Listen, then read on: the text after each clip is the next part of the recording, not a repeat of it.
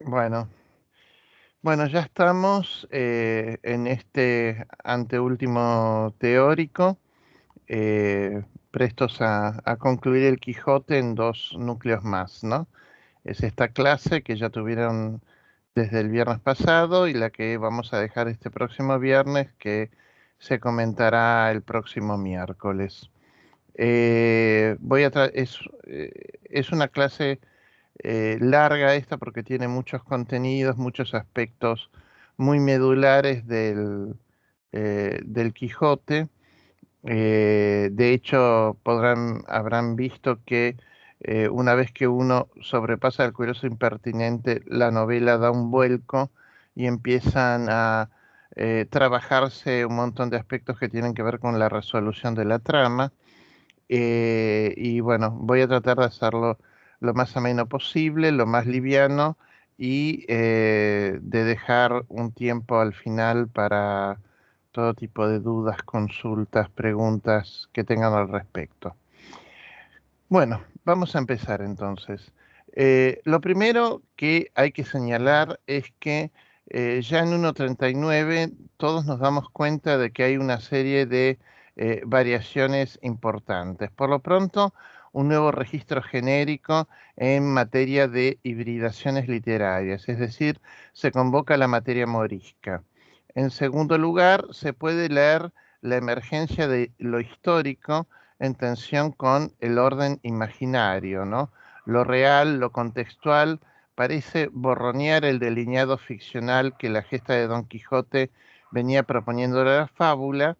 Y en tercera instancia, hay atisbos bastante evidentes de que la conducta de los personajes que forman la cohorte que rodea a Don Quijote y Sancho deja de orientarse por protocolos literarios, es decir, si antes habíamos visto a Cardenio, Lucinda como protagonistas que mimaban los códigos de eh, la novela sentimental, vamos a ver aquí que empiezan a adoptarse como personas más de carne y hueso y menos literarias, ¿no? Cuando decimos la hibridación del género morisco, bueno, tenemos que tener en claro muchas diferencias y distorsiones que suponen estas fábulas respecto de la realidad comunitaria de la población sojuzgada en España. Y decimos población sojuzgada en España, puesto que después de la caída de Granada, todos los moros que estaban en el sur, en Andalucía, quedan al interior de, el reino español y son forzados a convertirse, a adoptar su lengua, a abandonar sus creencias. Entonces, decimos que hay una gran distorsión entre realidad representada por el género morisco y realidad histórica, ¿no?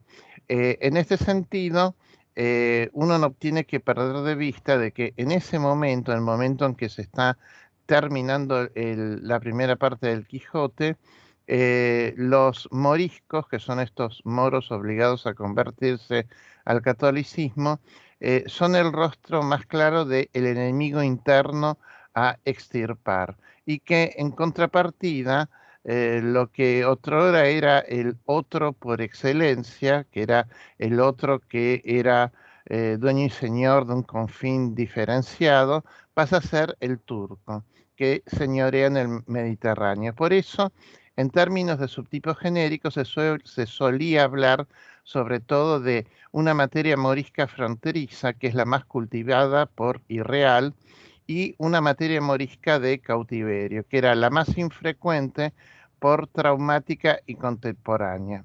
El género de la narrativa morisca fronteriza se construyó sobre todo a partir del Abencerraje y de las guerras civiles de Granada de Ginés Pérez de Hita, aunque también floreció y mucho en otras formas, como los romances fronterizos, ciertas obras de teatro histórico, ¿no? Básicamente, ¿qué era lo propio de esta materia morisca? Bueno, era el planteamiento de que el diferente era igual en nobleza, hidalguía, valores, erotismo, ¿no? Era un tipo de narrativa que propendía a la tolerancia y que tácitamente apuntaba a la instalación de nuevos parámetros rectores para la cohabitación forzada, ¿no? La figura del moro en la realidad era las antípodas realmente, ¿no?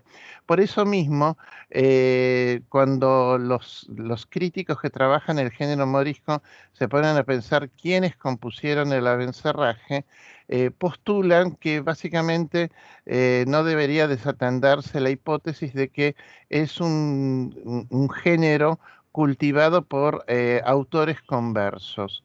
¿Por qué? Porque los conversos de judío que sufrían toda la opresión cotidiana de las premáticas de limpieza de sangre, la delación, la continua vigilancia, insistían a través de este rostro loable de un otro señor del sur andaluz para lograr reeducar los parámetros conductuales de quién había ganado la partida y el diferendo beligerante que era el español católico, ¿no?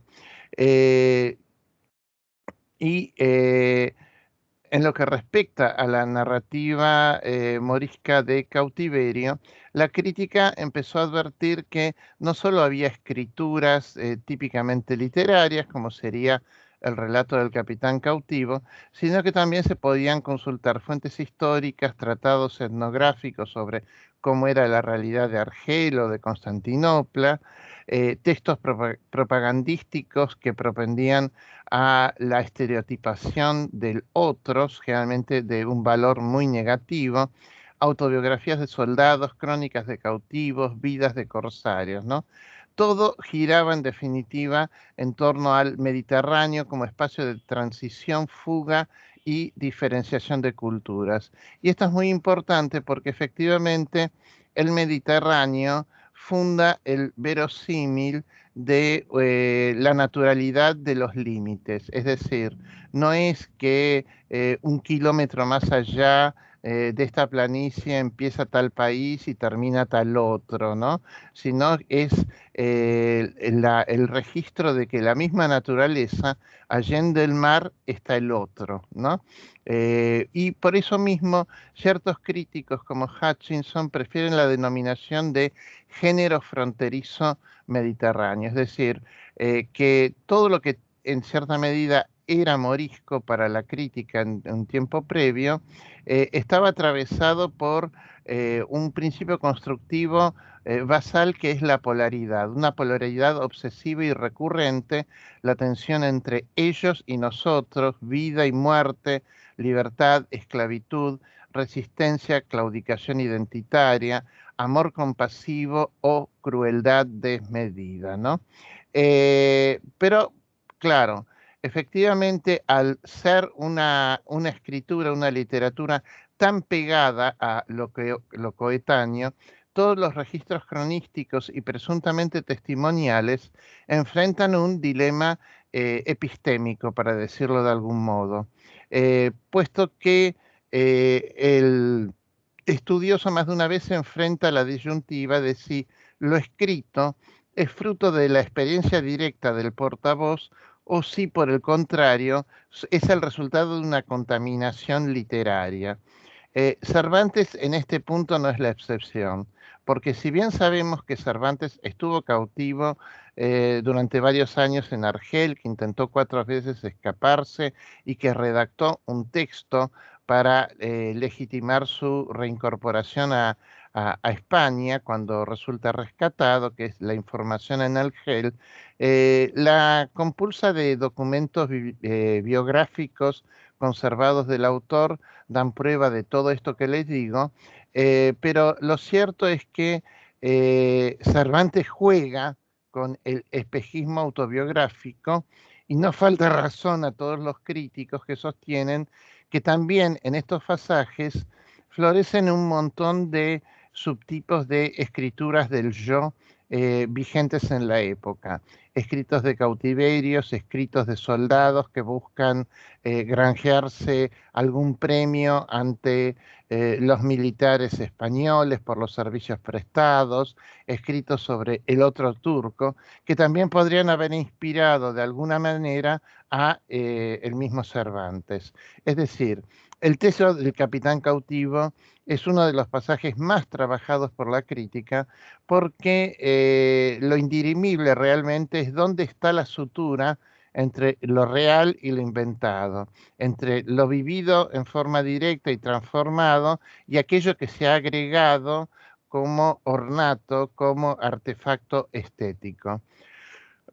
Por eso Carol Johnson, que es un crítico americano, insistía en que Cervantes había sido quizás el primero en intuir y plasmar uno de los acertos basales de los estudiosos de la historiografía contemporánea, que es la no diferencia entre el discurso histórico y el literario, ¿no? Es decir, no hay un en sí que diferencie a uno y otro subtipo, ¿no? Y que efectivamente uno de los grandes problemas que también hay que sortear cuando enfrentamos el pasaje de El Capitán Cautivo es no sucumbir al espejismo de identidades puras, porque estas identidades puras, donde todo es perfectamente hispánico, católico, ortodoxo, ajustado a lo previsible, no es otra cosa que el resultado de las mismas agendas imperiales, ¿no? Y entonces uno tiene que ceder en cierta medida a la tolerancia de la hibridez, ¿no?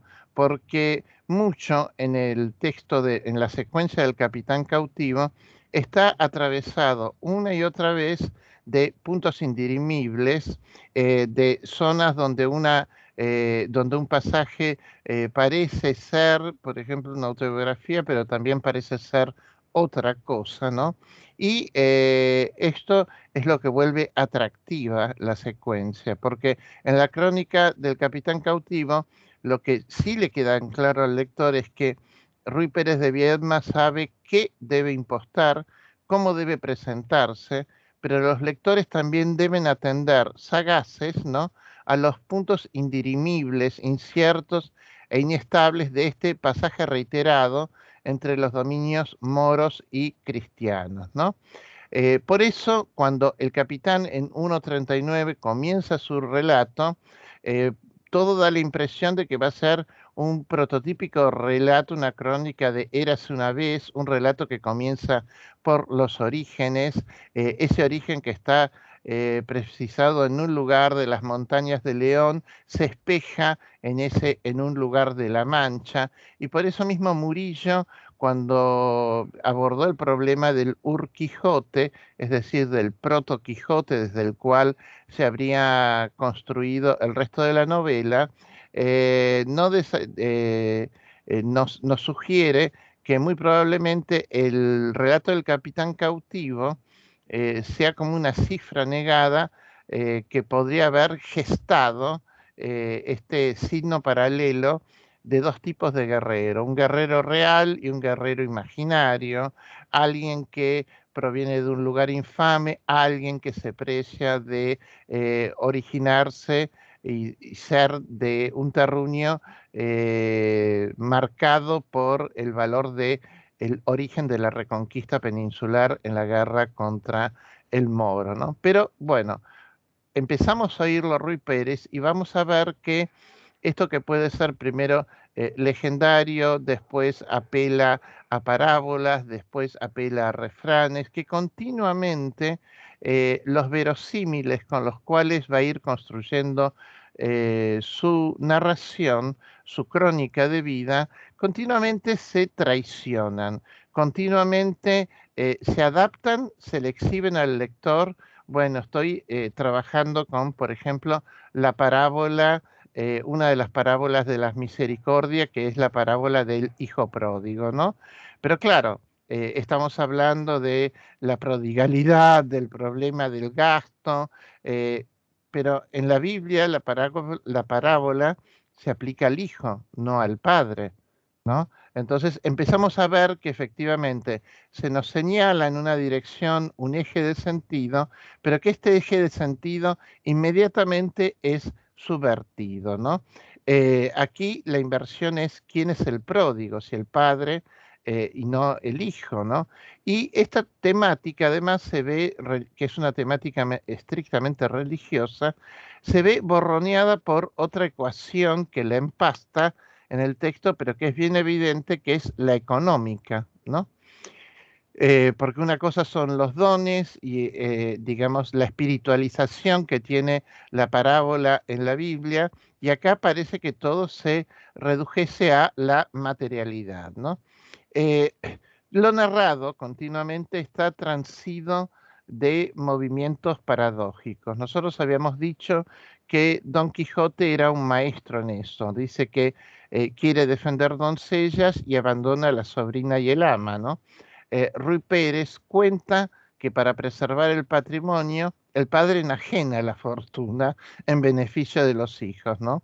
Y tampoco olvidemos la dimensión oximorónica del apelativo con el que es reconocido una y otra vez. Es un capitán, pero no tiene tropa, es cautivo, con lo cual esta conjunción parecería desnaturalizar la propia jerarquía, porque en definitiva lo que define la condición de Ruy Pérez en Argel es que es cautivo, no que es capitán, ¿no?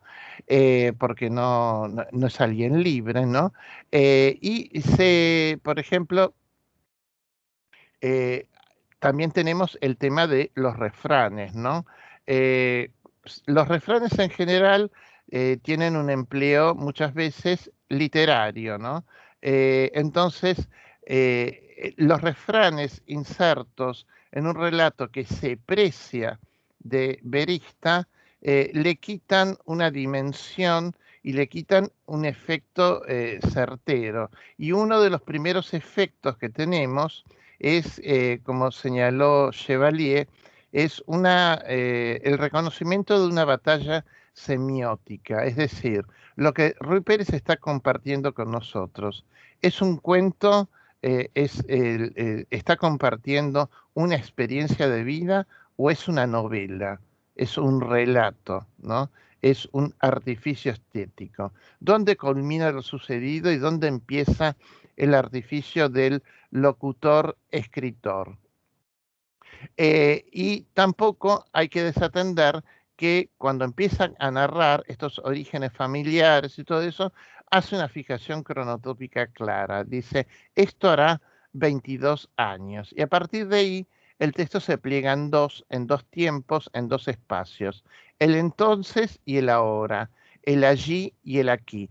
Y se adelanta elocutivamente la gran contradicción, ¿no? Si es una crónica soldadesca en la cual, en términos genéricos, el portavoz tiene que privilegiar sus méritos para granjearse el reconocimiento de los destinatarios del relato, ¿por qué lo hará brevemente?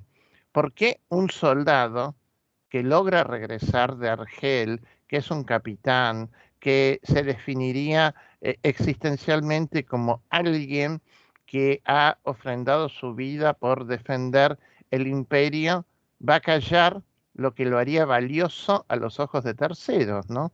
Es decir, es una crónica soldadesca, pero es muy anómala en su conformación. Por lo pronto, integra múltiples frentes de contienda del imperio. Hay una secuencia sobre el norte protestante y otra sobre el sur y el oriente musulmán. Tiene un grado de autonomía e independencia de movimientos harto notoria.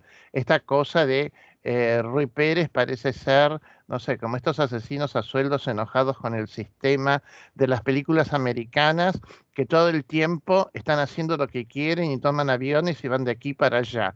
A ver, si es un capitán, está en cierta estructura jerárquica, es el momento que España consolida su poderío en Europa a través de la profesionalización de sus ejércitos, que son los tercios. Pero bueno, Ruy Pérez está todo el tiempo viendo dónde quiere combatir, qué quiere hacer, qué le interesa, qué le parece, lo cual además apuntala el verosímil de que las empresas guerreras son en realidad deseadas por los mismos soldados y militares que participan en ellas, ¿no? Y hay además, digamos, una constante insistencia en el capricho y la volubilidad de sus decisiones. Está por ascender en algún lugar, pero le parece que es mejor ir a combatir contra el turco, entonces abandona la tropa, el contingente, la gente a la cual debería reportarse y se va a enlistar a otro lado, ¿no? Como si fuese un freelance, ¿no? Y además hay un desdibujamiento de su persona en los momentos que en términos bélicos deberían ser necesariamente de lucimiento personal, ¿no? Es decir, Ruy Pérez, para decirlo en términos literarios, dice ser soldado, pero dista mucho de ser el prototípico Miles Gloriosus, ¿no? Que era este subtipo que desde Plauto existía en la literatura. Y esto se potencia en el momento en que él menciona, digamos, el punto culmine de su experiencia, que es haber participado en Lepanto. ¿Y por qué decimos que es el mayor punto de contradicción? En primer lugar, porque el momento de Lepanto pliega su narración en dos partes bien diferenciadas, el momento de la libertad previa y el momento del cautiverio subsiguiente.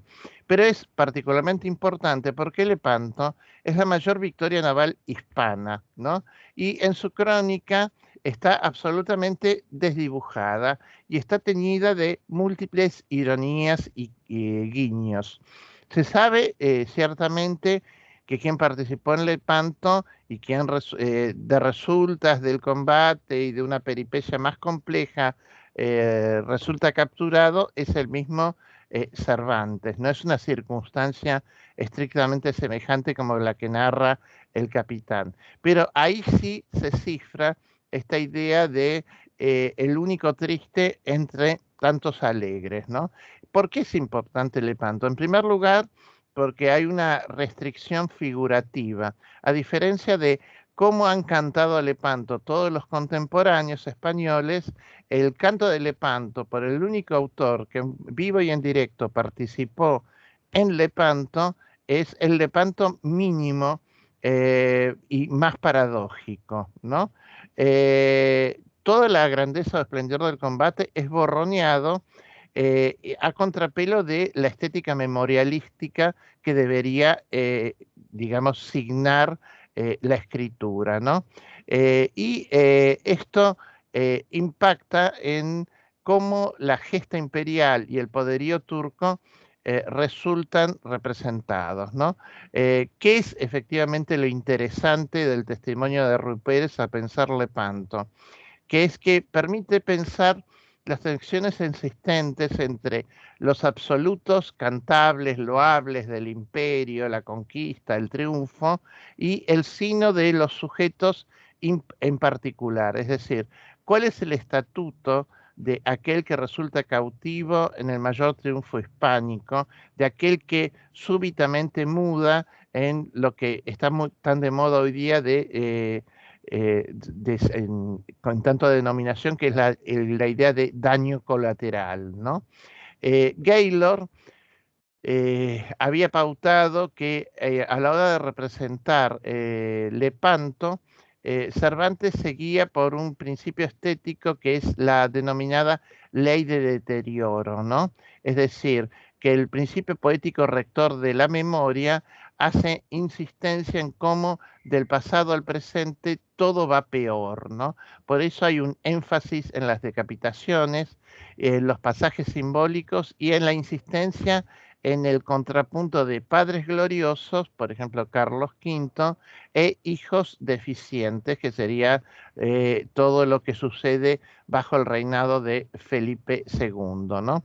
Y sugestivamente, 1.40, que es el segundo capítulo que necesita Ruy Pérez para contar su historia, se va a abrir con otra coordenada. Si comienza hablando de la tensión entre padres e hijos, aquí lo que emerge es la coordenada de la hermandad, ¿no?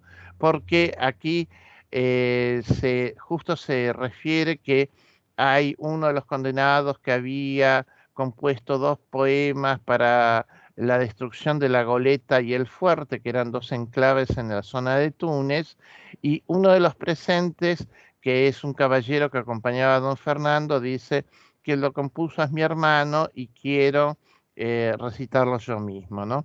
Este es un punto que parecería hasta programático en términos estéticos por parte de lo que sería el ideario renacentista y humanista, que es cómo la lírica puede acompañar al imperio, ¿no? Hay un subtipo típico de este periodo y que era muy respetado además por Cervantes, que tuvo una gran formación humanística, que es el modelo de Garcilaso, ¿no? Garcilaso tiene dos sonetos a la Goleta y el Fuerte, y Cervantes en cierta medida reescribe.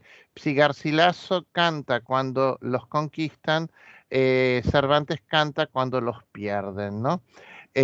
Ahora bien, ya estamos en el capítulo 40, ¿no? Y lo que vamos a ver es que a partir de aquí, si algo cambia, es la noción o el registro por parte del portavoz del tiempo y el espacio. Porque el tiempo del cautiverio empieza a ser una suerte de tiempo fuera del tiempo y todo lo que se dice o que se debe entender como inscripto en un eje temporal se vuelve difuso, un tanto confuso, porque efectivamente lo que sucede es que el portavoz está en las laderas del otro, ¿no?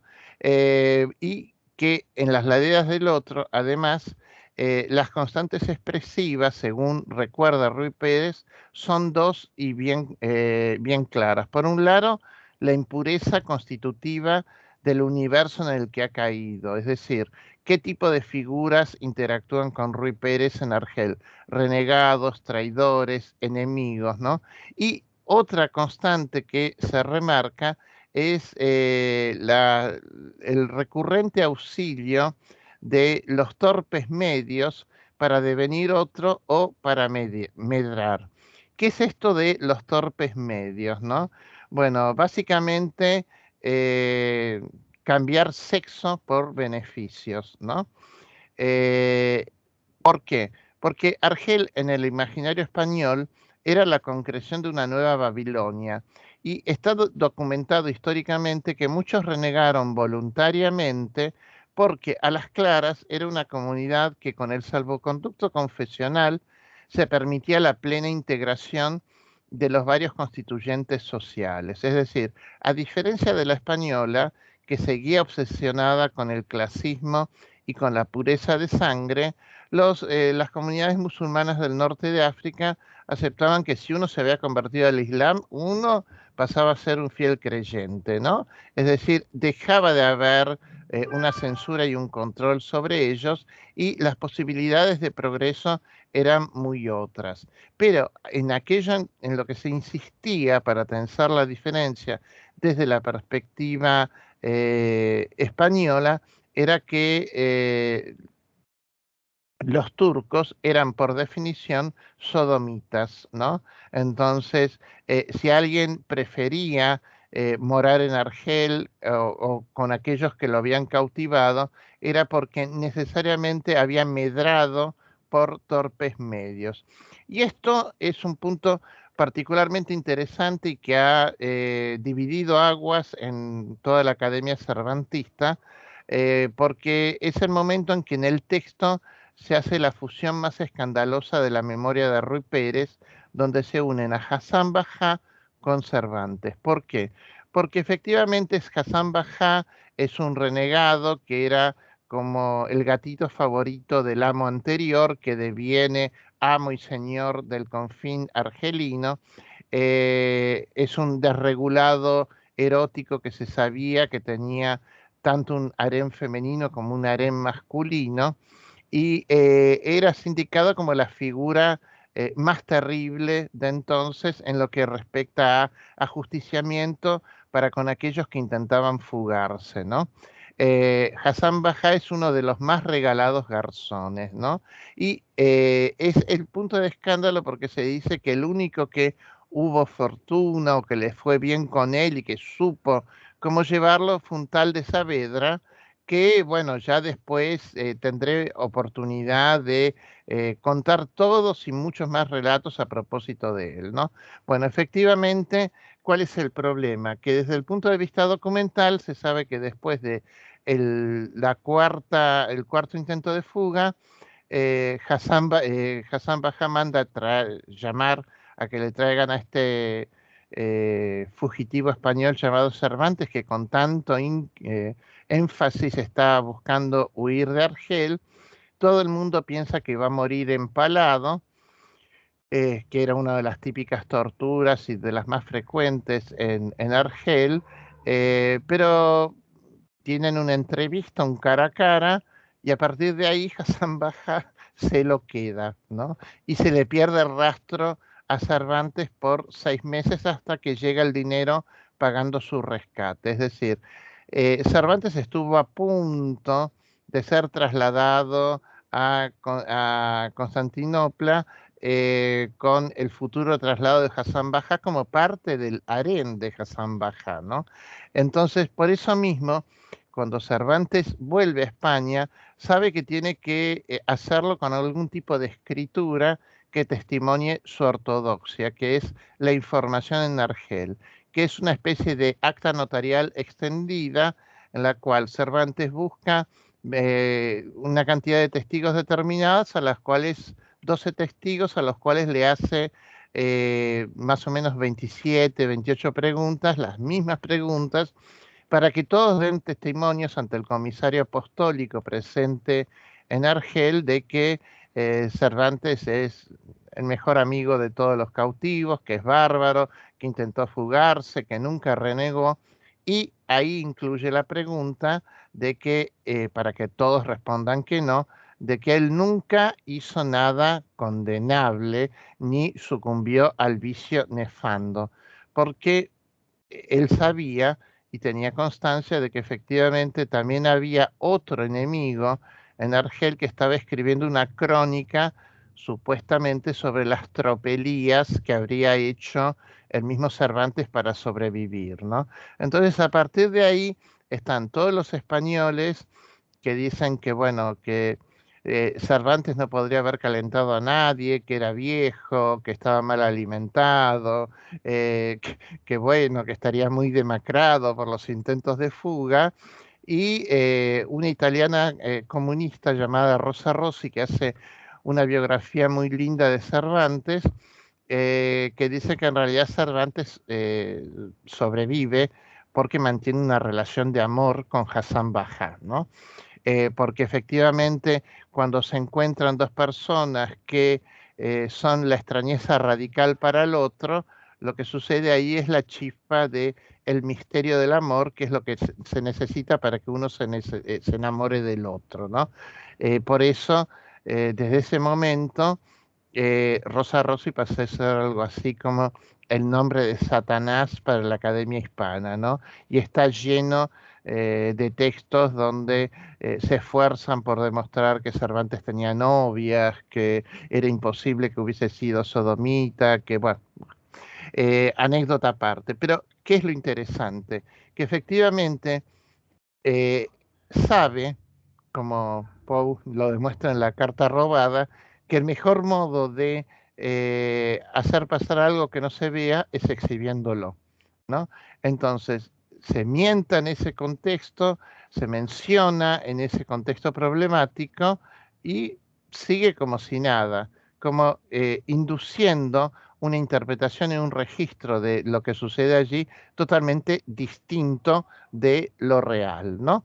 De algo real que ni siquiera sabemos qué es lo que ha pasado, ¿no? Ahora bien, el espacio de encierro se potencia en la crónica del capitán cuando comienza el despliegue de la acción en los baños propiamente dichos, ¿no? Es el territorio privado al cual ninguno de los oyentes de su relato ha podido acceder. Y es el punto a partir del cual todo su auditorio tendrá que creer o no creer, pero no puede comprobar nada, ¿no? Y es el momento en que ese relato, siendo presuntamente más personal y concreto, adquiere mayores tintes ficcionales, ¿no? Porque es como que dejara de hablar de sí mismo y empezara a hablar mágicamente de la portentosa aparición de la figura de Zoraida, ¿no? Y todo esto se hace además con una lógica claramente narrativa del cuento folclórico, de la ley de tres, ¿no? Cantidad de veces que aparece la caña, cantidad de mensajes, de las veces que se ve la mano, las interacciones, ¿no? Y emerge la figura de Zoraida, que es la mora que lo acompaña, ¿no?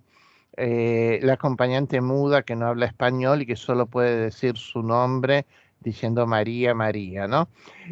¿Por qué insisto en esto? Porque en esta crónica, en esta narración, en esta escritura del yo, una de las cosas que más se fractura es la noción de protagonismo. Es decir, si uno hiciese una encuesta después de leer el texto y preguntara quién es el protagonista del segmento del Capitán Cautivo, no habría fácilmente ningún tipo de consenso, ¿no?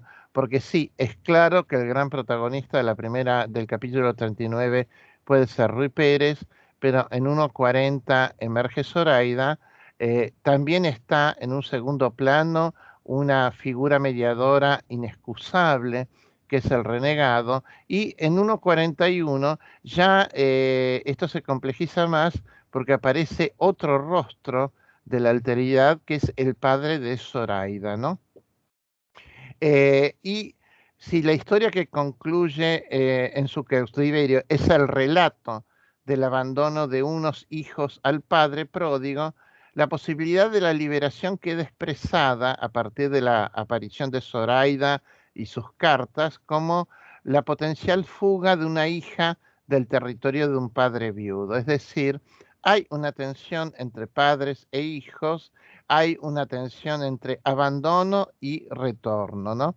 Y lo más importante es que esta figura que está en sordina, que solo es individualizada por un rótulo, ser el renegado, ni siquiera tiene nombre, es lo que hace colapsar el maniqueísmo imperante, ¿no? Porque el capitán nunca podrá estar plenamente seguro de su sinceridad.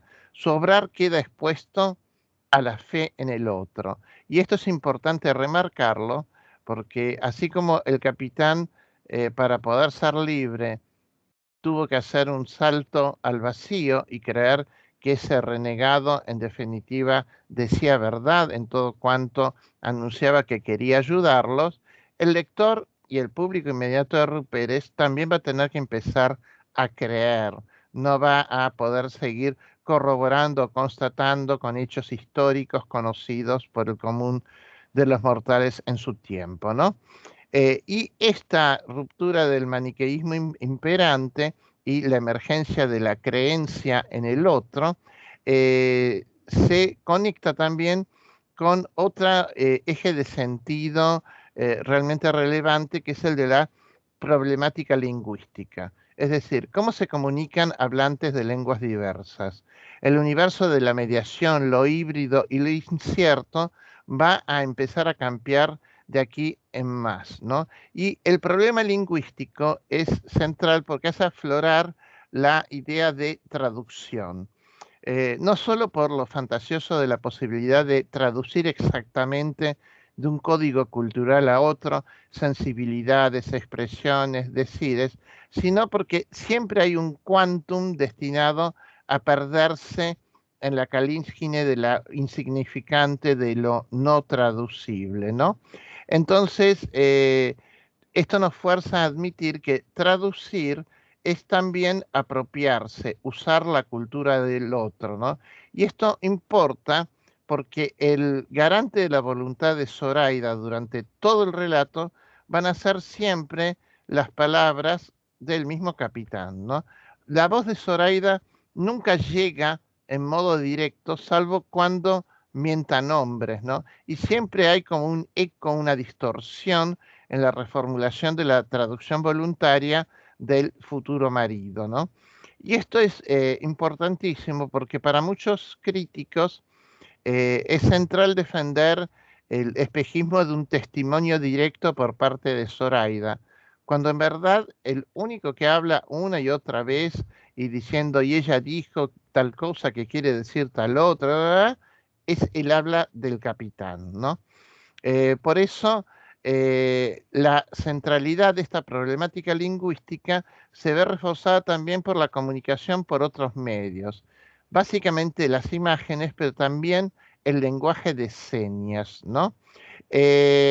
Y esto hace que efectivamente la figura de Zoraida divida aguas en cuanto a la percepción y la interpretación del estatuto de este personaje. Para muchos es central potenciar las analogías mariológicas, ¿no? Como Zoraida como otra virgen, una encarnación de la Virgen, que es la patrona de la libertad de los cautivos, y con ello muchos quieren pontificar sobre la religiosidad del autor, ¿no?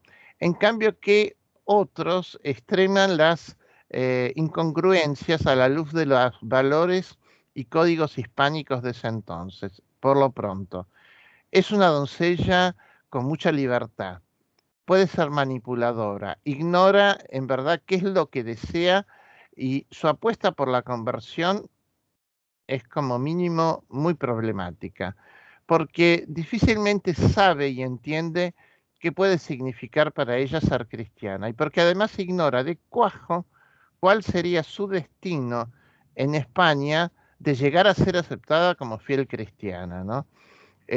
Zoraida es digamos, un centro de contradicciones. Puede ser leída como cifra de belleza, ingenuidad, bonomía, pero su plan también trasunta a una dosis de malignidad y manipulación evidente, ¿no? Por eso es muy importante retomar una noción teórica fraguada por Mercedes Alcalá Galán, que es la de personajes espejo, que serían ese tipo de personajes en los cuales Cervantes apuesta en su construcción por una estética de las inverosimilitudes. ¿Por qué? Porque gracias a las inverosimilitudes, lo que Cervantes estaría logrando es dar curso a una censura ideológica contextual de lo que sucedía en su tiempo, ¿no? Es decir, de tan inverosímil que es esta figura de una mora que voluntariamente quiere abandonar riqueza, familia, todo, porque se enamora de un cautivo viejo, porque le parece caballero y está obsesionada antes de enamorada, porque lo que quiere es casarse y ser cristiana. eh, hace que el lector de entonces se haga la pregunta que el texto no hace.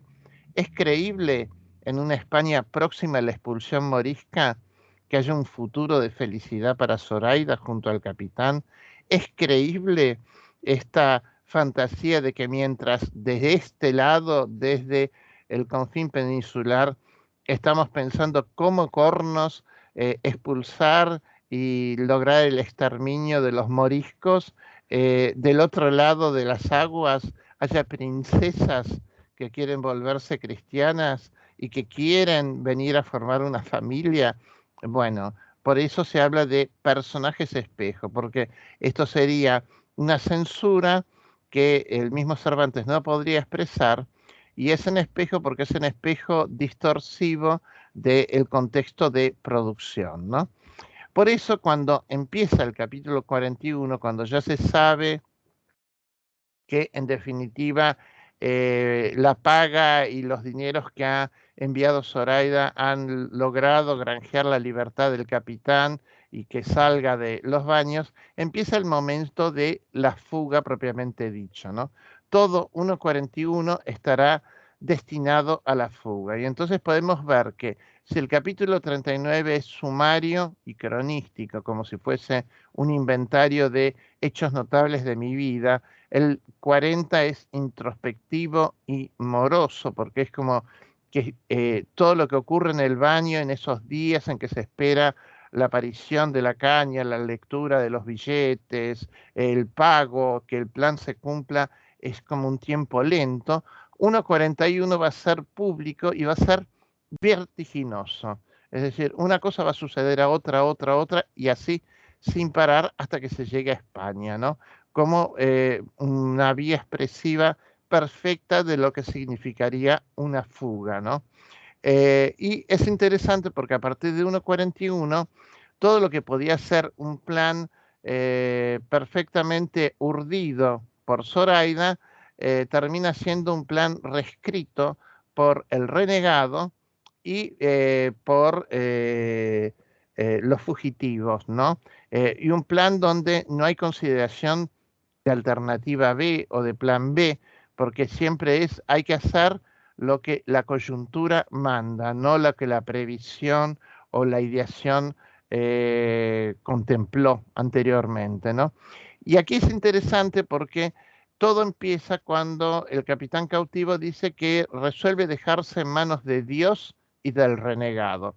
Bueno, esta coordinación es cuanto menos muy poco ortodoxa, porque una cosa sería el providencialismo divino y equiparar con esa conjunción a alguien que renegó oportunistamente de la fe en el mismo Dios y que están los dos en el mismo nivel, es cuanto menos dudoso, ¿no? Es decir, el texto va dejando caer como gotas envenenadas en en ese camino de perfección que quiere simular Ruy Pérez que para dar cuenta de su fuga, ¿no? Y aquí adquiere centralidad la ambientación de toda la acción en torno al jardín de Agimorato, ¿no? El padre de Zoraida. No solo porque es testimonio de una concesión a la estética árabe, mozárabe, reconocible en las narraciones moriscas, sino también porque se entrelaza con la funcionalidad bíblica de los jardines. El del Edén, donde es todo generosidad del creador, todo es perfección, aunque también exista tentación, como ocurre en este jardín donde Zoraida tienta al capitán, y el de Getsemaní, que es el confín del huerto de los olivos, que sería el confín de la mortificación. Es decir, se vuelve a trabajar con polaridades. Y acá es importante percibir que ese camino de vuelta es también un camino de ida. No solo porque en el regreso lo va a acompañar Zoraida, sino porque lo que se termina pontificando es que ida y vuelta en realidad dependen del lugar donde se posiciona el sujeto, que el camino es siempre y el sendero es solo uno, ¿no? Y que no casualmente en los dos extremos están dos padres. Un padre al cual se desea volver, que es el padre de las montañas de León, el padre pródigo, el que dio las oportunidades a los hijos, y este padre que de creerse a Zoraida por sus escrituras previas, eh, sería casi un monstruo, ¿no? Pero después, cuando sobreviene el momento en que necesariamente lo van a tener que secuestrar y todo lo que sobreviene después con Agimorato, los lectores podrían cuanto menos dudar de la malignidad de este progenitor, ¿no? Este es el momento, además, no solo por la representación de un jardín, digamos, esta idea de una naturaleza intervenida por la mano del hombre con un criterio estético sumo, sino que también emerge en lo que respecta a Zoraida y la cultura del otro, los ropajes, el exotismo, todo el orientalismo, es decir, como este aspecto tan trabajado por Said cuando habla de los modos de apropiación y de vinculación del occidental con el oriental, ¿no? Cómo se construye, cómo se estereotipa al otro musulmán, ¿no? Y esto está, cuando se da el primer encuentro de los enamorados, entre comillas, ¿no? De los que se han complotado para la fuga. Está todo, es harto ambiguo, ¿no? Por lo pronto es muy teatral, ¿no? Es un teatro de engaños, de mensajes cifrados, de equívocos intencionales. El padre cree todo el tiempo estar articulando un diálogo, pero las señas y la intencionalidad comunicativa de la hija superan el control parental. Y Zoraida, a las claras, demuestra conocer las tretas del débil y ser maestra en el arte de aparentar y fingir lo que no es, ¿no? Eh, y por eso es importante todo lo que va a suceder después a partir del momento de la fuga.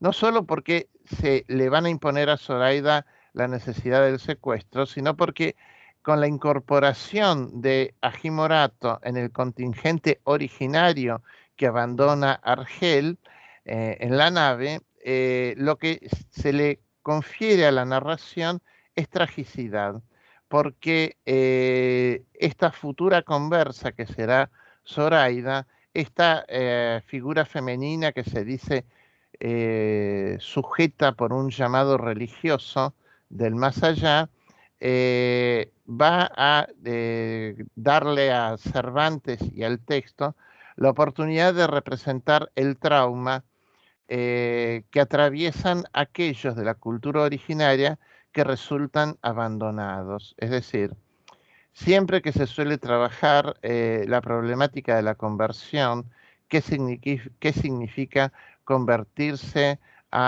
confesionalmente a la cultura de un otro, siempre se hace hincapié en los sujetos que eligen el tránsito. Acá no solo está el sujeto que elige el tránsito, sino que está el padre, que será el objeto del abandono.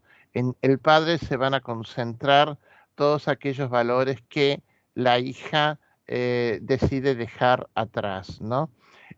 Por eso el padre, bueno, está toda esta escena donde cuando él descubre que la hija en realidad no va secuestrada, sino que es una cómplice más, que la maldice, que la fea, que después intenta suicidarse, lo rescatan, lo dejan en la costa y ahí se hace la escena más dramática, que es cuando cada cual se habla desde la distancia. El padre le pide que retorne, que la perdona, que todo lo perdona, y Zoraida va a formular, digamos, uno de los puntos que más ha interesado a la crítica, que es su idea de libertad, que la libertad de la que ella está haciendo uso es, ante todo, la respuesta a un llamado, ¿no?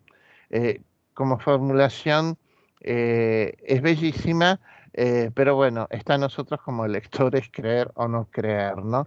Y a partir de este momento en que se supera la tragicidad de el corte, la cesura, la división de la familia primera, sobreviene lo que es la coda bizantina de la peripecia, el encuentro de los piratas franceses, la pérdida de los tesoros, la conservación providencial de la virginidad de Zoraida, ¿no?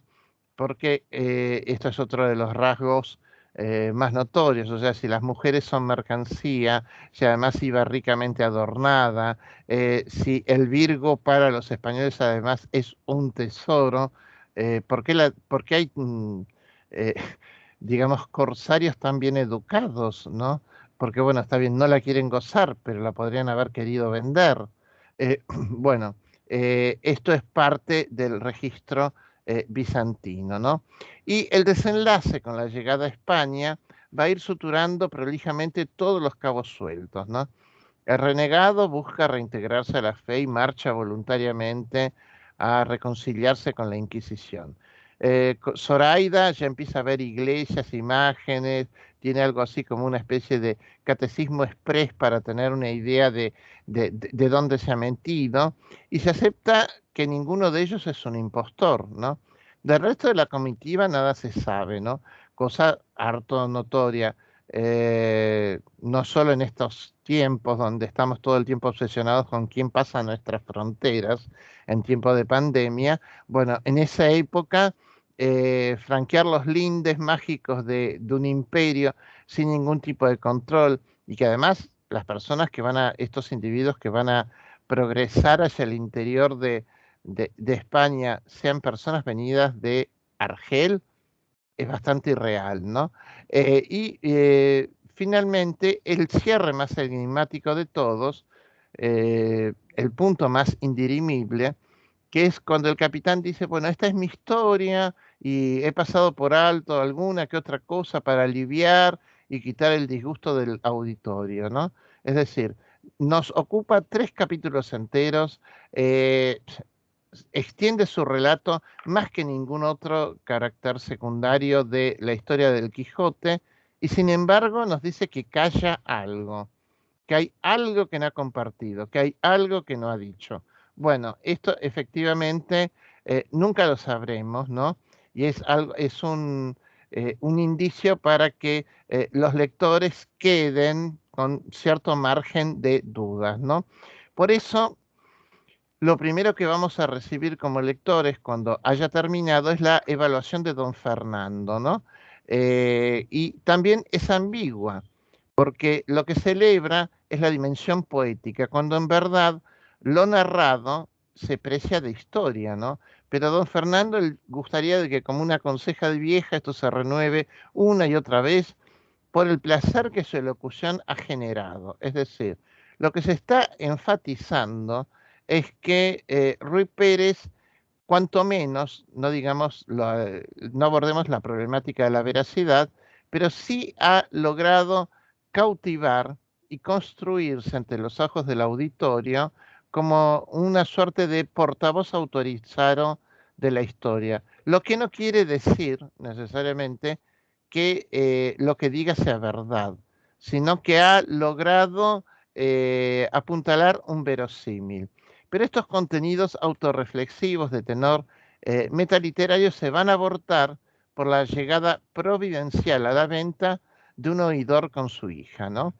¿Y por qué decimos que es providencial? Porque va a ser el modo por el cual esta historia del capitán cautivo se va a engarzar con 2 aspectos de el mismo auditorio al cual está narrando esto. Por un lado, la isotopía de las bellezas femeninas angelicales, ¿no? Dorotea, Lucinda, Zoraida, bueno, ahora Doña Clara, ¿no? Es siempre cuál es más linda que las anteriores, y todas son igualmente bellas y todas rivalizan en, digamos, estéticamente, y son más o menos valoradas por quien siente afecto por ellas, pero son todas bellísimas, ¿no? Es algo así como salidas de la agencia de Pancho Dotto, ¿no? Y además es interesante en segundo orden porque es el mecanismo por el cual el lector se va a dar cuenta de que está en proceso una nueva progresión episódica bimembrada. Si la primera fue la de los amores entrecruzados de Cardenio, don Fernando, Lucinda y Dorotea, ahora esta historia de Ruy Pérez y Zoraida va a tener una geminación que es la historia de El Oidor y Doña Clara y don Luis. ¿Por qué? Porque el Oidor vendría a ser uno de los 3 hermanos, ¿no? Uno que está por pasar a México comisionado, y que el otro hermano está en Perú proveyendo sustento y alimentando esta deriva familiar del clan, ¿no? Eh, Ruy Pérez ha creído reconocerlo 22 años más tarde, ¿no? Pero al saberse el hermano pobre y desafortunado, eh, en definitiva, siente vergüenza, dice sentir vergüenza, y que teme no querer ser reconocido por aquel que parece al menos haber triunfado en la vida. Acá lo interesante es que se hace un contrapunto entre eh, el, el capitán cautivo, que ha necesitado 3 capítulos extensísimos para contar su vida, y este oidor del que un criado dice que, bueno, que se casó, que tuvo una hija, que enviudó y que en premio de sus estudios fue comisionado a México. Esa presentación biográfica basta para un hermano menor. Para el hermano mayor fueron necesarios 3 capítulos extensos. Por eso, para verificar si efectivamente impera o hay un sentimiento semejante por parte del hermano más afortunado respecto del desafortunado, se va a hacer un fingimiento. Ruiz Pérez se va a esconder y le ha pedido básicamente al cura que vea por rodeos de averiguar si efectivamente hay beneplácito o no ante un potencial reencuentro, ¿no? Entonces, esto es interesante porque el cura vuelve a ser la figura que, como en capítulos previos, imposta vidas o acciones que no ha tenido, ¿no? Es decir, el cura es como un reservorio de horizontes existenciales abortados, ¿no? Y inventa una vida beligerante, diversa de la que en verdad tuvo, y dice haber sido compañero de cautiverio de su hermano, y llega con una reformulación sucinta de todos los datos de vida hasta el momento del secuestro, de la irrupción de los cautivos, de los corsarios franceses. Así que él ya no sabe más qué ha pasado, qué ha sido de la suerte, si murió en alta mar, si lo vendieron, si lo secuestraron, qué pasó, qué no pasó, pero sugestivamente se coloca después de eso, lo cual podría haber alentado, si no estuviese comprometido emotivamente el oidor, a tener cierto margen de suspicacia. Es decir, ¿por quién pudo saber este contenido traumático del asalto de los corsarios si no es por algún sobreviviente, ¿no? Porque una cosa es haber sido compañero de cautiverio y saber todo hasta ahí, pero no el agregado de la fuga, ¿no? Pero esto no lo advierte el oidor y sí en cambio expresa que va a marchar con melancolía y tristeza, y esto es lo que alienta que efectivamente después se produzca un reencuentro pletórico de júbilo, lágrimas y felicidad. Los dos hermanos se han unido, ¿no? Hasta ese momento, efectivamente, la historia del oidor parece ser exclusivamente del oidor. Y Don Quijote es el más desenfocado, es el que siente que no tiene alguna, alguna razón de ser particular para estar ahí, y dice que va a montar guardia mientras el resto descansa.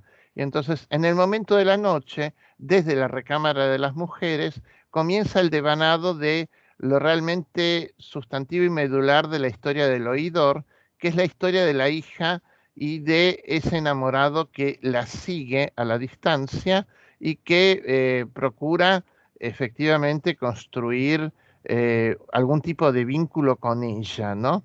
La niña va a ser alertada por Dorotea, dice, si no duermes, escucha, y efectivamente ahí empieza a hacerse un contrapunto entre poesía y aclaraciones, precisiones discursivas por parte de Doña Clara. Por eso 1.43 se abre con el interludio lírico bien conocido que es Marinero Soy de Amor, que es la presentación de la voz enigmática, de la voz enamorada, de ese amor que persigue a la hija del oidor y encausa la trama del Quijote nuevamente a una novedosa peripecia erótica con una variación notoria. El sufrimiento de la hija que será trasterrada y no puede comunicarle al padre que un enamorado en España la tiene prendada, con el agravante de que casualmente ese fiel mozo de mulas es estamentalmente superior, ¿no? Es decir, alguien que podría haber entrado en la dinámica de medrar, como ocurrió, por ejemplo, como en el caso de Dorotea, obedece al padre y es seguida por aquel que, a diferencia de un don Fernando, no hace valer sus prerrogativas sociales, no promete cosas, sino que se comporta correctamente. Por eso la segunda composición, que es aquella que comienza como amorosas porfías, ¿no? Puede leerse como un protocolo del verdadero erotismo encarnado, paradójicamente en los protagonistas menos autorizados para tener erotismo. que son estos dos adolescentes, dos casi niños, que asumen el desafío de enamorarse con mayor seriedad, coraje y dignidad que muchas de las parejas previas, ¿no? Este es un nuevo caso de amor ventanero, de un amor gestado por la visión desde la ventana a la distancia, pero se ve modulado, a diferencia de los otros casos, con ingenuidad e inocencia, ¿no? Y el conflicto que parece emerger parecería poder cifrarse en torno al derecho y a la autonomía y autodeterminación de los menores. Es decir, cuando un individuo, cuando un sujeto adquiere derecho a pensar que es libre de decidir qué quiere ser y qué quiere decidir, ¿no? Eh, y esto es interesante porque esta problemática de la minoridad de esta dupla erótica también impacta en la urdimbre narrativa. ¿Por qué?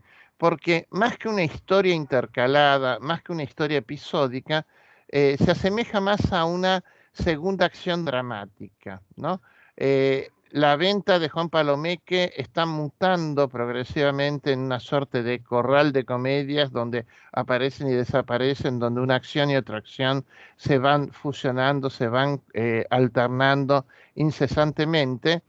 Y esto se corrobora en el Quijote por la facilidad con la cual la historia de base los abandona una y otra vez, ¿no?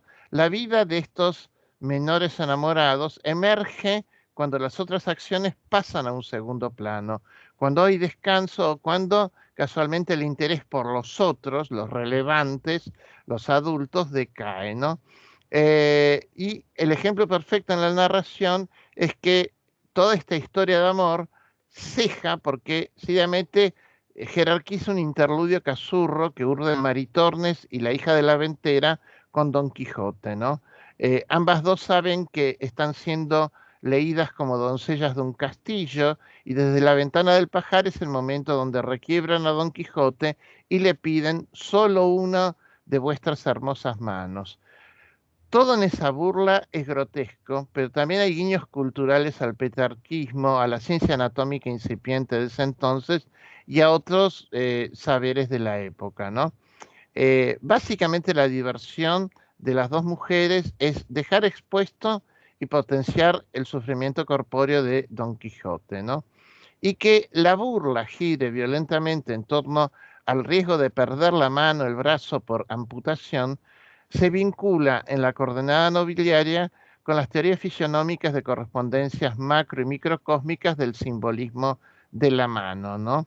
La mano para los nobles es la parte anatómica por excelencia, porque es lo que permite montar, es lo que permite agarrar la espada, es lo que certifica la dignidad, ¿no? Eh, ¿Qué es lo que ocurre después de este capítulo 43? Donde Don Quijote queda expuesto al escarnio, al potencial escarnio. Bueno, esto sucede porque llegan a la venta al alba una nueva comitiva que quiere aposentarse y que al oír a Don Quijote y a ver esta situación tan anómala de que ha quedado colgado del brazo, intuyen y dicen, bueno, debe haber representantes, debe haber una compañía, son cómicos, ¿no? Es decir, el texto una y otra vez está haciendo un señalamiento a la hibridación con el teatro de entonces, ¿no? Y por eso Maritornes se apresura a desatarlo para que no se descubra la burla, ¿no? A partir de ese momento, el lector va a advertir que todos los protagonistas secundarios tienen presumiblemente su futuro resuelto. ¿Esto qué significa? Que Lucinda y Cardenio podrían llegar a ser felices juntos, que Dorotea y don Fernando ya han acordado sus diferencias, y entonces, ¿por qué siguen en la venta? Bueno, efectivamente, eh, la resolución de todos los personajes protagonistas del signo y del futuro sugerido de los protagonistas episódicos hace que la narración por preso propio vuelva a centrarse en aquellas figuras que no tienen la vida resuelta, básicamente Sancho y Don Quijote, ¿no? Por eso va a haber un continuo contrapunto entre las figuras menores de Doña Clara y Don Luis y las figuras tutelables de Don Quijote y Sancho, ¿no? Ahora bien, en la historia de Doña Clara y Don Luis hay un dato que en comparación con todas las otras narraciones episódicas no deberíamos desatender, que es la presencia concreta de un padre en el texto, ¿no? Porque todos los otros protagonistas dicen, sí, mi padre, me escapé de mi padre me mandó, pero los padres son construcciones discursivas. En cambio, acá es la primera vez que hay un padre, ¿no? Y un padre que dialoga con la concreción fantasmática del poder del padre del niño, de Don Luis, a través de los criados que los buscan, ¿no? Y esto es central porque va a permitir que se arme una escena en la cual ese padre hable con el pretendiente de su hija. El oidor quiere saber de boca del mismo Don Luis todo cuanto ocurre al ser este descubierto y generarse una trifulca porque los criados de Don Luis lo quieren llevar a la fuerza y Don Luis no se va a dejar hacer fuerza, aunque sea niño, por un criado, ¿no? Y esto es sumamente relevante porque además va a certificar quiénes son los verdaderos sujetos de todo contrato matrimonial, los que en definitiva están dirimiendo la viabilidad del enlace son el padre de la niña y el que quiere ser su prometido, ¿no? Es decir, el proyecto de amor, de vinculación de Don Luis para con Doña Clara es algo así como la concreción más acabada de la ortodoxia ideológico y cultural de aquel entonces. Todos los otros, los que supuestamente han madurado, son encarnaciones de desvíos y digresiones de muy distinto orden, ¿no? Y mientras esto sucede, como si esto efectivamente no fuese una de las cosas más importantes que la novela muestra, se gesta en paralelo una gresca con unos viajeros que quieren irse sin pagar y que entonces atacan al ventero, ¿no? Y entonces para potenciar esta idea de esta dimensión y este vínculo entre Don Quijote y Don Luis de ser menores, ¿no? Lo que vamos a ver es que la conducta de Don Quijote, a diferencia de todo lo que, de cómo la conocíamos hasta ese entonces, se va a ir progresivamente infantilizando, ¿no? Es decir, Don Quijote va a empezar a tener caprichitos, ¿no? Las cosas nunca son del todo como él quiere y ante pedidos de auxilio concretos, reales, inexcusables, él siempre va a encontrar algún recurso y alguna parte del protocolo conductual de quienes solicitan el auxilio que estaría impidiendo su obrar, ¿no? Entonces, esto es importante porque empieza a perfilar que la figura de este loco es un loco también infantilizado, ¿no? Eh, en paralelo, como dijimos, la historia de Doña Clara y Don Luis prosigue, ¿no? Y uno de los efectos de, de ese texto en germen, que es como un germen de novela, algo que no se llega a desarrollar incluso, es que efectivamente uno puede constatar que Don Luis es mucho más maduro que cualquiera de los otros hombres adultos de la venta eh, y que sistemáticamente no se lo reconoce como tal por ser menor, ¿no? Y es interesante cómo su brío juvenil, su empuje, es lo que hace que quede en evidencia para los lectores un montón de zonas erróneas en el, en el proceder y perfilado temperamental de los mayores, ¿no? Por eso eh, es importante marcar que esta gesta adolescente es evaluada por el oidor y dice que queda confuso ante las revelaciones y conocimiento del pretendiente, ¿no? Y también se bosqueja, por cierto, una dosis de potencial interés ante tan beneficioso enlace para la hija, ¿no? Eh, y el capítulo 44 agrega otro fresco, otra escena anticlimática, que es la llegada a la venta. La venta se ha convertido en algo así como el obelisco de Buenos Aires, donde todo el mundo se da cita en algún momento, eh, de el barbero a quien se le había robado la bacía que Don Quijote creyó que era yelmo y a quien Sancho había expoliado las albardas, ¿no? Entonces, este es un momento además donde Don Quijote no solo tiene un proceder infantil, sino que además, muy sugestivamente, queda expuesto ante la comitiva que lo acompaña dócilmente, como un sujeto con procederes delictivos, ¿no? Y esto es lo que empieza a resquebrajar el vínculo con el escudero, ¿no? Porque cuando él busque defenderse de esta acusación, va a decir en su defensa eh, todo lo que incumba a su eventual equívoco y se va a desentender de defender explícitamente a Sancho, ¿no? Y esto además, para potenciar las inversiones, los quiebres de sentido y todas las constantes que se venían reconociendo en el texto, va a ser el momento donde por vez primera, voluntariamente, Sancho se viene a pelearse físicamente con el barbero, ¿no? Por eso, todos recuerdan, los que trabajan esta secuencia, que es el momento donde para certificar lo híbrido y lo relativo de los acuerdos culturales y de los consensos sociales, Sancho va a acuñar la noción de basigelmo. Por eso, este último capítulo que teníamos que para leer hoy va a estar dominado por la centralidad del significado de el combate por el basigelmo, ¿no?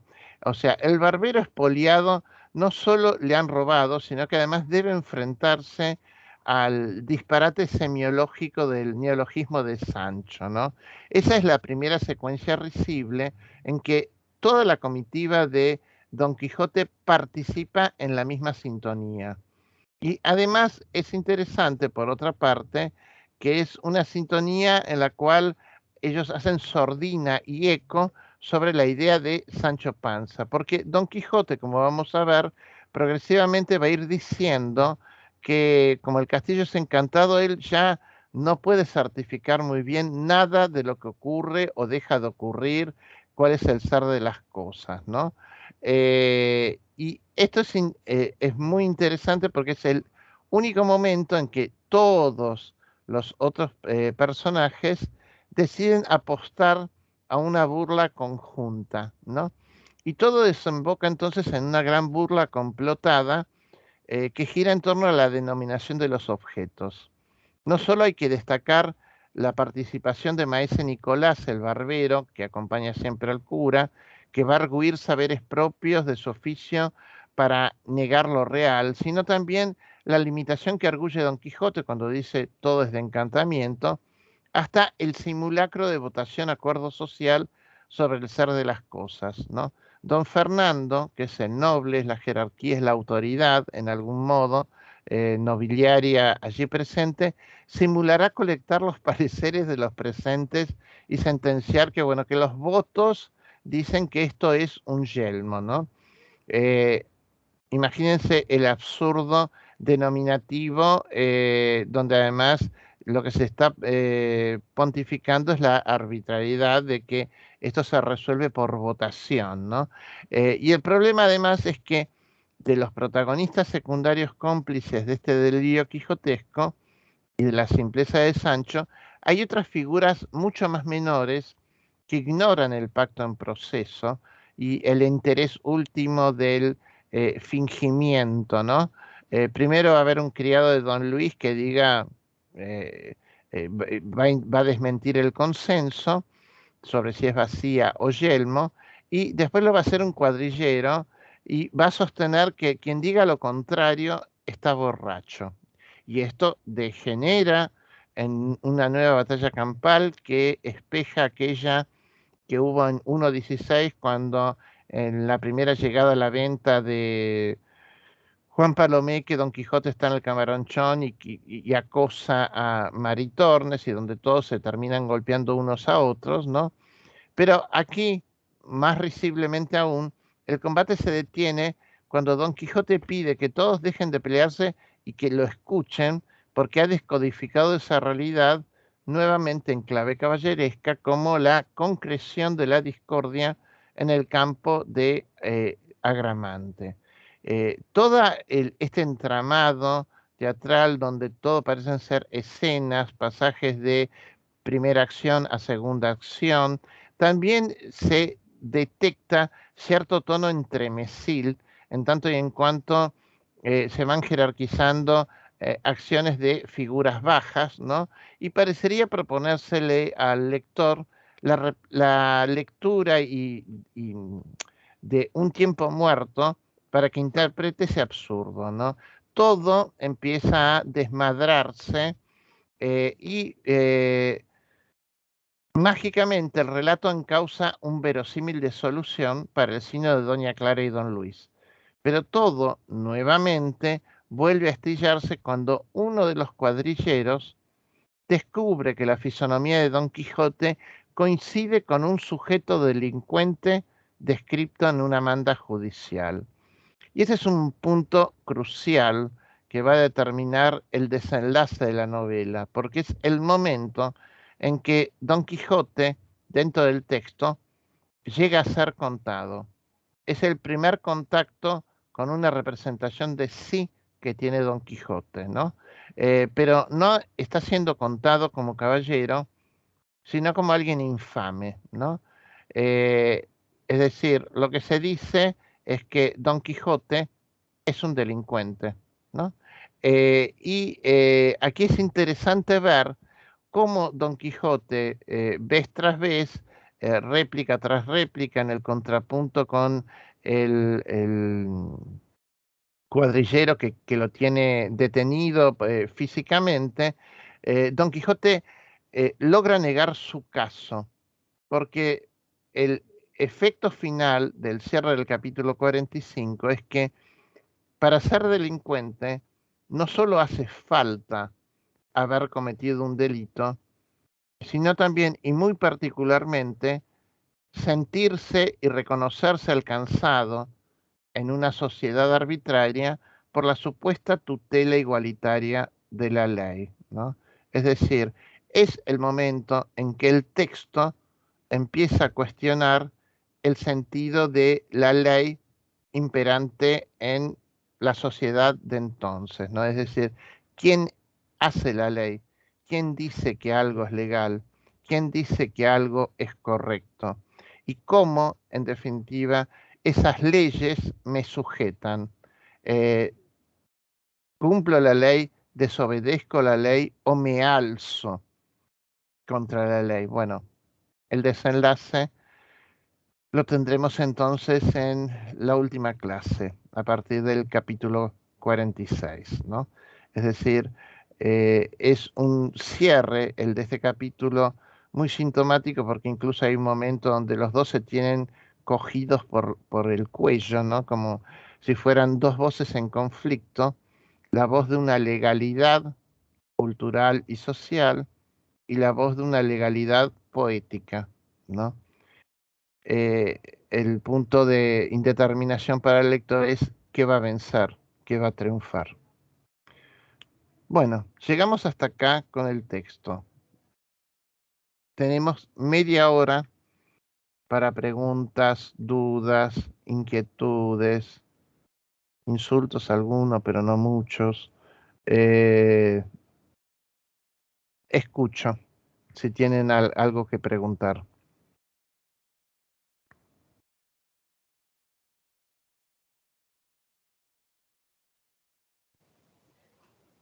Hola, profe. ¿Se me escucha? Sí, perfecto. Perfecto. Yo quiero hacer una pregunta más técnica con respecto a la monografía que tenemos que entregar. Nosotros podemos elegir en cualquier tema y desarrollarlo, o ustedes nos van a dar como unas consignas y a partir de esa consigna tengo que desarrollar mi monografía. A ver, el tema de la monografía, al ser corregida por los ayudantes de prácticos con los que ustedes interactúan en los foros, es un tema que ellos vienen trabajando y vienen orientándoles sobre el punto. Lo que yo te diría es que para no equivocarnos, lo mejor es consultar con la ayudante de trabajos prácticos o jefa de trabajos prácticos que estés, cómo y qué se espera de la monografía. Según tengo entendido, durante todas estas últimas semanas, antes del parcial, incluso se les venía diciendo, vayan pensando un tema, vayan proponiendo, vayámoslo viendo, ¿no? Así que acá creo que Julia, tu profesora de prácticos, tendrás que escribirle a ella y ver. No, nosotros no hemos trabajado a priori con la idea de un listado de temas o de cosas que ustedes tengan que hacer, ¿no? Y Quería... aprovecho, perdón, no digo, pero aprovecho para contestar, no, dos cosas, sí, no, la propuesta de temas es a partir de lo que ustedes planteen. También tengan en cuenta que en realidad la monografía es obligatoria para quienes vayan a hacer la promoción directa. Hay que tener en cuenta que que no hacen la promoción directa no es imprescindible presentar la monografía. Y tengan en cuenta también que si alguien tiene un aplazo en un parcial, puede dar el recuperatorio, si es en uno solo, ¿no? Un recuperatorio se puede dar para mantener la regularidad, pero con un aplazo ya no se puede hacer la promoción directa. Ese es el reglamento, digo, nos estamos ciñendo a lo que dice el reglamento al que tenemos que adaptarnos todas las materias de la facultad. Así que, bueno, tengan en cuenta esas cosas.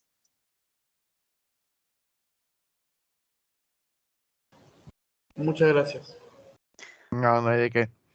Una pregunta con respecto a lo de las notas. Entonces, suponiendo que yo tengo un 7 en el primer parcial y me saco un 5 en el segundo y llevo el 6, entonces no tendría que hacer la monografía, solamente si llegas al 7, que es un poco promedio. Bueno, pero todavía, digo, un aplazo es una cosa, es un aplazo, es menos de 4, ¿no? Sí. Eso no quiere decir que, no es que tengan que tener 7 en los dos parciales, sino que el promedio de los Con la parciales monografía. y con la monografía, que eso de 7. Es decir, si vos tenés 7 en el parcial, espera poder tener... Fíjate ahora en lo que te corrigen. Si lo que te corrigen te da 5 o 6, bueno, te está faltando muy poco para la monografía. Esmerate para la promoción, esmerate con la monografía y con un 9 o 10 la zafás.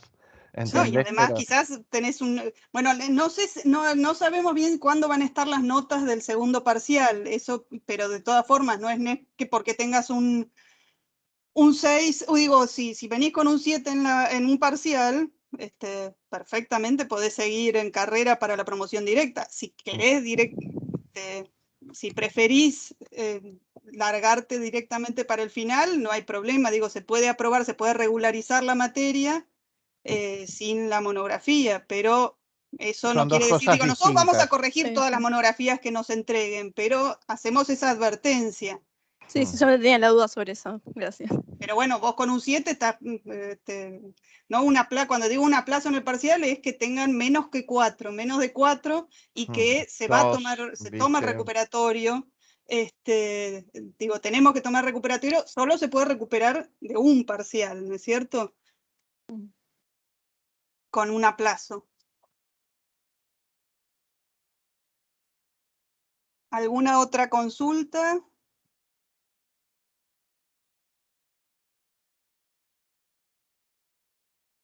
No los vemos, así que por lo menos digan sí, no sé.